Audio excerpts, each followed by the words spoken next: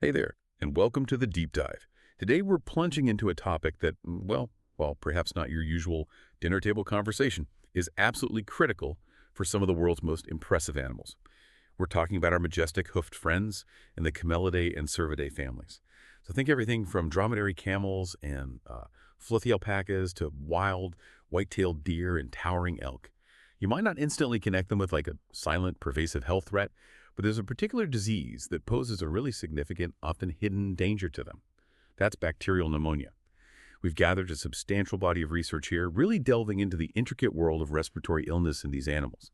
Our mission today is to sift through these details, highlight the most surprising and impactful insights, and give you a clear, concise understanding of why this condition is such a formidable challenge, both for their individual health and for the vast ecosystems they inhabit. Okay, let's unpack this. It's a fascinating area, and what's truly striking and often frustrating about bacterial pneumonia in these specific animals is that it's rarely a straightforward illness. Not just one single cause. Ah, Instead, our sources consistently show it to be a complex, multifactorial condition. It's often the culmination of really intricate interactions between various bacterial culprits, the animal's own immune defenses, and a whole host of environmental and management stressors. It's really a prime example of just how interconnected and frankly delicate animal health truly is. that complexity makes me wonder, why should we, sitting here, really care about pneumonia in, say, an alpaca way up in Peru or maybe a moose trekking through a Canadian forest? Yeah. What's the wider ripple effect here? That's an excellent question, and it really gets to the heart of why this deep dive matters so much. These animals hold immense economic, ecological, and cultural value globally. It's hard to overstate. Take camelids first. In many pastoralist societies, they are absolutely vital. Providing transportation across vast distances, milk, meat, and of course precious fiber like alpaca wool, that supports entire local economies. Okay. Then we had cervids, deer, elk, moose. They're absolute cornerstones of ecosystems, playing key roles in forest health, supporting significant hunting economies, and even being farmed now for specialized livestock products. So when bacterial pneumonia becomes a substantial cause of illness and death, it's definitely not just an animal health issue. It has these cascading effects on human livelihoods, on biodiversity, and even on ecosystem stability. And here's where it gets really interesting and honestly often heartbreaking from what we read in our sources. One of the biggest challenges, especially when you're talking about camelids, is their stoic nature. Ah, yes. That's critical. They are incredible at masking early clinical signs of illness. It's almost like they're the ultimate poker players, holding their cards so close that by the time you see their hand, the game might already be well underway, maybe even over. That's a very good analogy. So this means the disease can be incredibly advanced before anyone even notices anything is wrong, which leads to delayed diagnosis and, naturally, a much poorer prognosis. Just imagine an animal appearing only maybe mildly lethargic, perhaps a little quieter than usual. But then a post-mortem reveals extensive, severe pneumonia. That huge disconnect between outward appearance and internal devastation is what makes this condition such a silent killer. Exactly. That stoic nature in camelids, combined with the natural instinct of wild cervids to hide any signs of weakness because, well, in the wild, appearing vulnerable makes you an immediate target. Sure, makes sense. It creates a significant diagnostic dilemma for veterinarians and wildlife managers. By the time you see overt signs of respiratory distress, like labored breathing or a deep cough becoming obvious, well, the window for effective therapeutic intervention may have already closed. And this really underscores why proactive monitoring and having a very low threshold for diagnostic procedures are just so critical, particularly in managed or farmed populations where we actually have the opportunity to intervene early. Okay, so we've painted this picture of a silent threat, the diagnostic challenge, and the powerful role of stress kind of lurking in the background.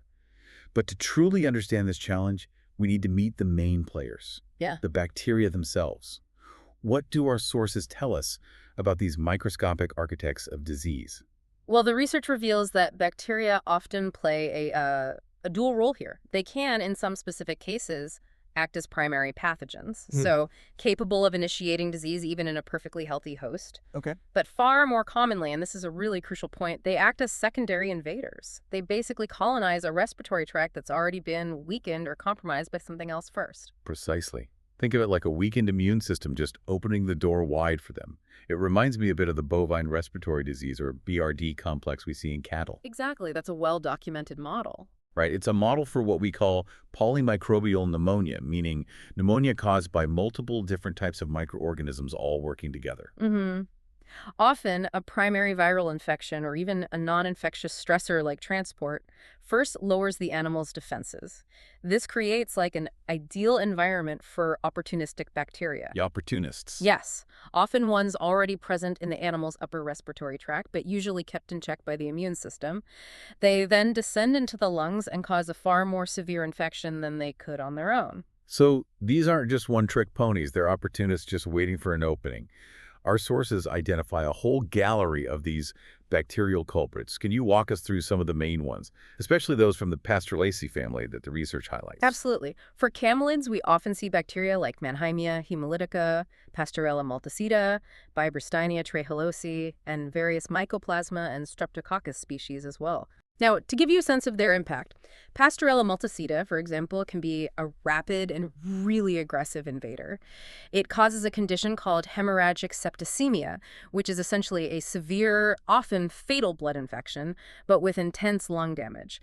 It can lead to death in as little as 24 to 48 hours. That's incredibly fast. It is. And Mannheimia hemolytica is particularly nasty because it releases a potent toxin, a leukotoxin, that literally destroys the lung tissue. It causes severe fibrinonecrotic damage that can make the lungs look almost solidified and oddly discolored.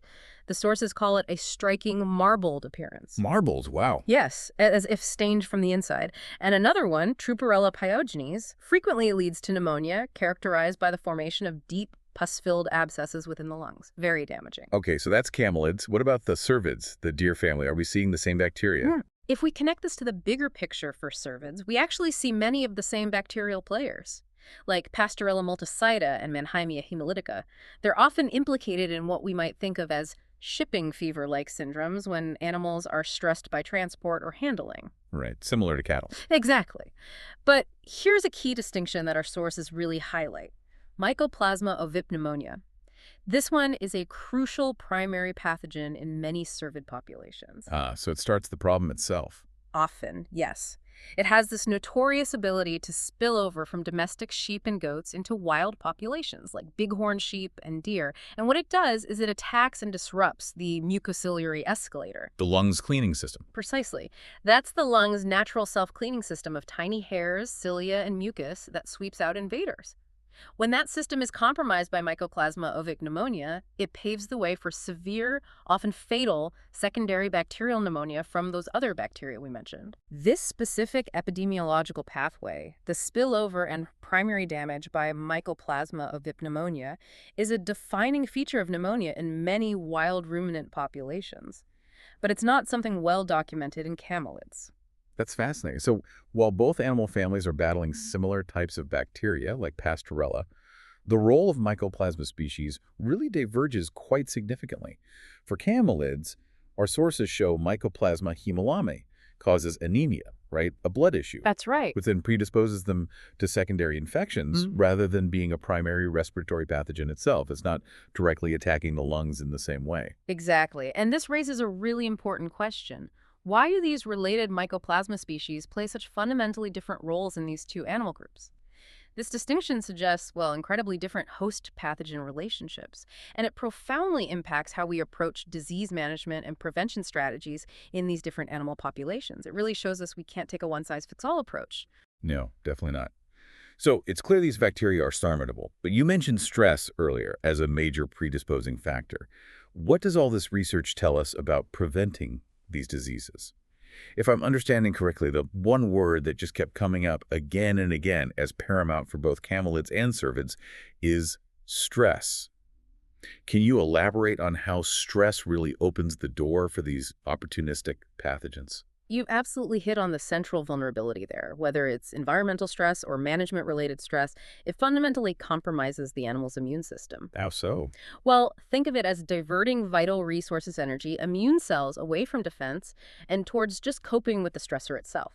This weakened immune state then allows those opportunistic bacteria, which remember are often already present in the upper respiratory tract, to take hold and cause disease down in the lungs. It's like leaving the front door unlocked for an unwelcome guest, really. That makes sense. And in camelids, our sources show stress is often intricately tied to very specific management practices or environmental factors, right? Yes, very much so.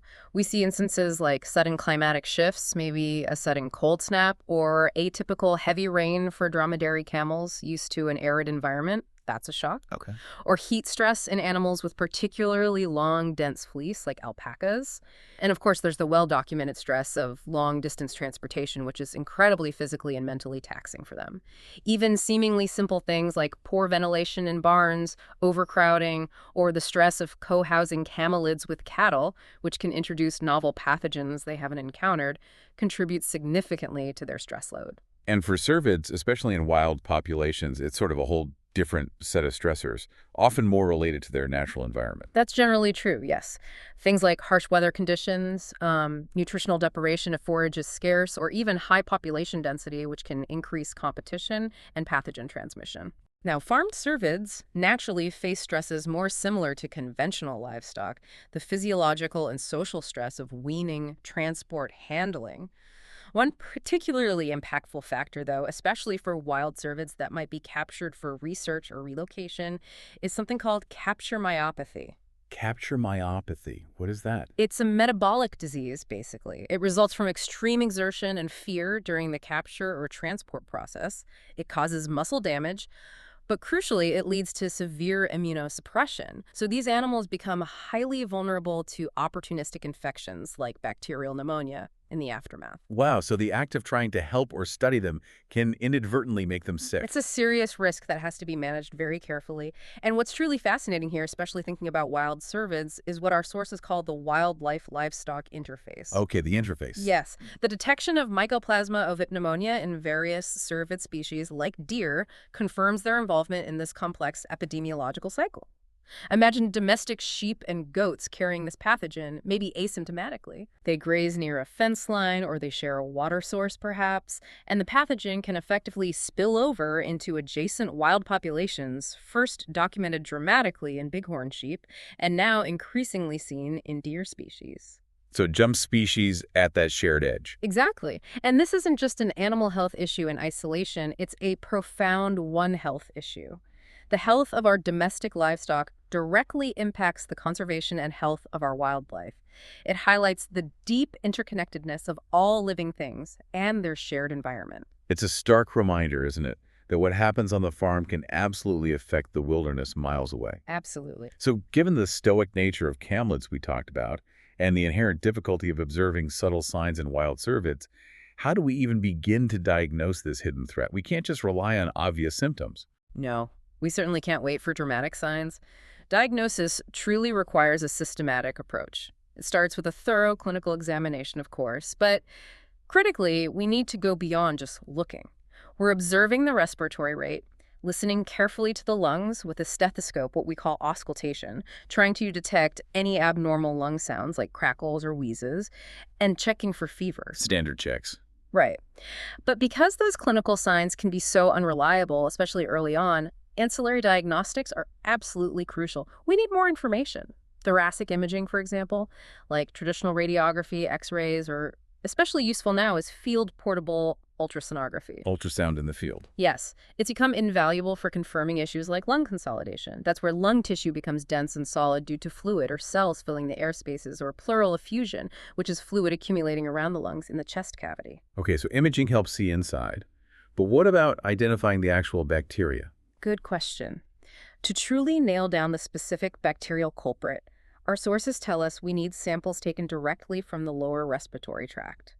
This is key because we want to ensure they aren't contaminated by the normal bacteria residing harmlessly in the mouth or upper airways. Right, you want the deep lung stuff. Exactly. Techniques like a transtracheal wash, or TTW, which was actually described in some sources as surprisingly easier to perform in camels than perhaps more invasive endoscopic methods. Interesting. Or a bronchoalveolar lavage, a BL, where fluid is washed into a small section of the lung and then suctioned back out. These provide those cleaner, more representative samples. And what happens to those samples? They then undergo various lab analyses. Cytology, which is examining the types of cells present. Are they inflammatory cells, bacteria visible? Then bacterial culture to actually grow and identify the specific bacteria causing the problem. And sometimes PCR polymerase chain reaction, which is a molecular test that can detect the DNA of organisms, especially those that are difficult to grow in culture, like mycoplasma. Okay, so a multi-pronged lab approach. Precisely. And often, sadly, postmortem examination is the most definitive way to fully understand the disease's impact. Necropsy. Yes, the animal equivalent of an autopsy. It reveals characteristic gross lesions, things you can see with the naked eye.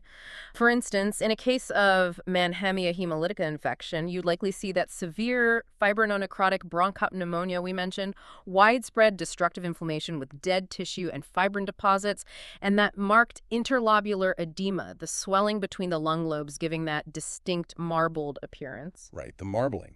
Whereas with Trupperella pyogenes, you'd be more likely to find suppurative pneumonia, meaning lots of pus, with multiple abscesses scattered throughout the lung tissue. And this raises, again, that important point.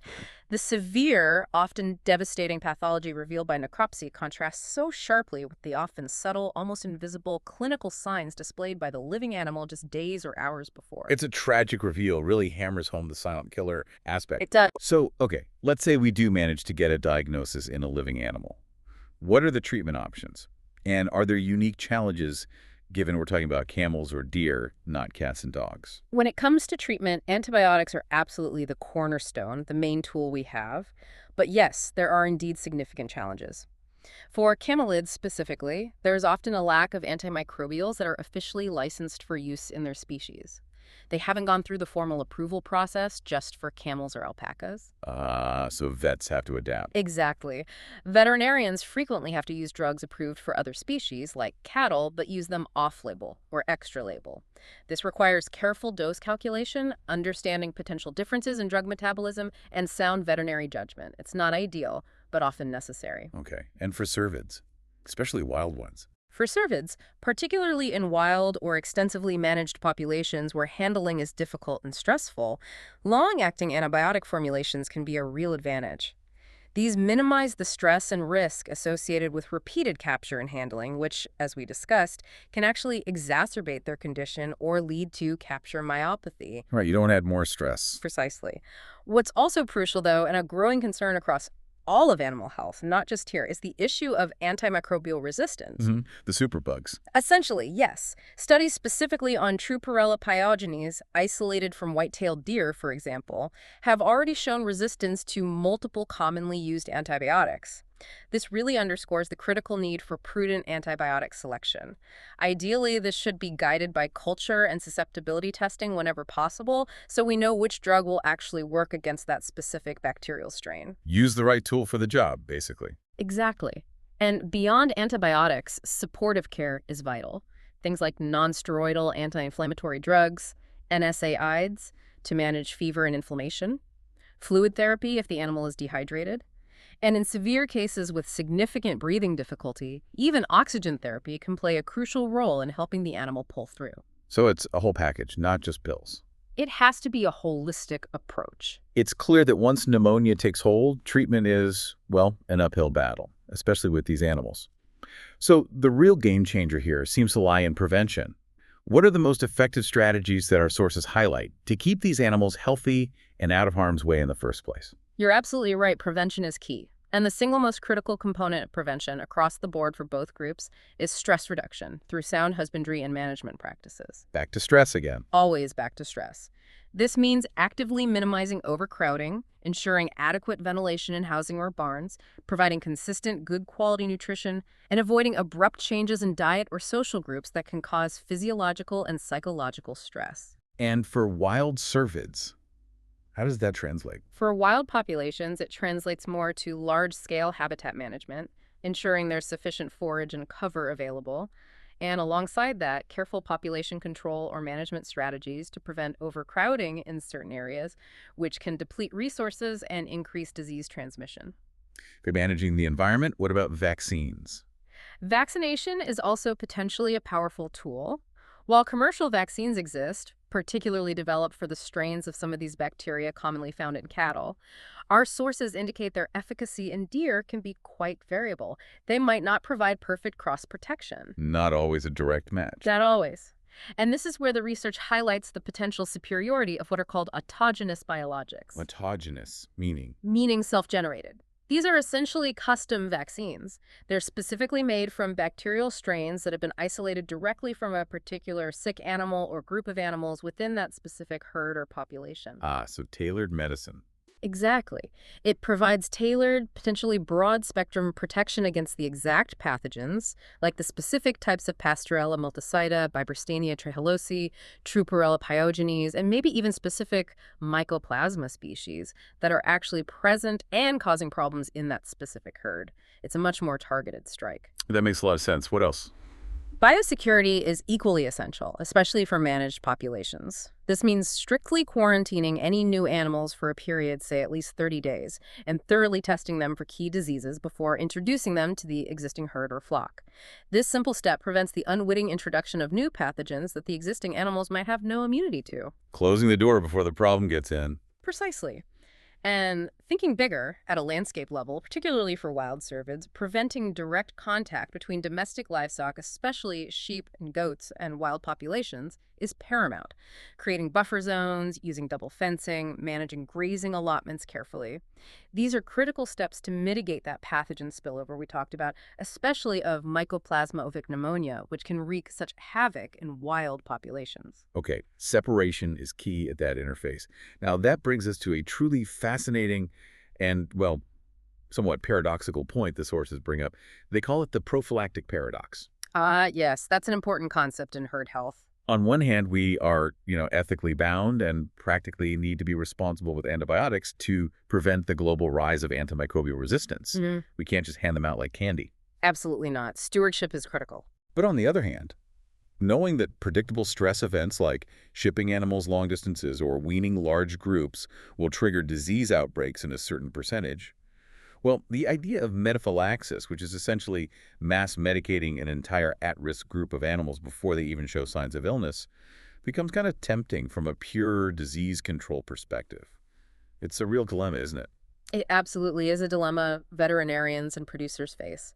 And this is precisely where strategic vaccination, especially with those tailored, herd-specific autogenous products we discussed, provides a truly elegant path out of that paradox. How so?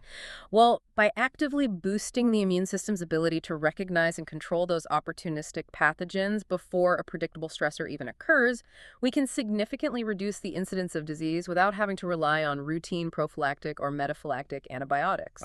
Pre-arming the immune system. Exactly. It allows us to achieve effective herd health management while simultaneously aligning our practices with responsible antimicrobial stewardship.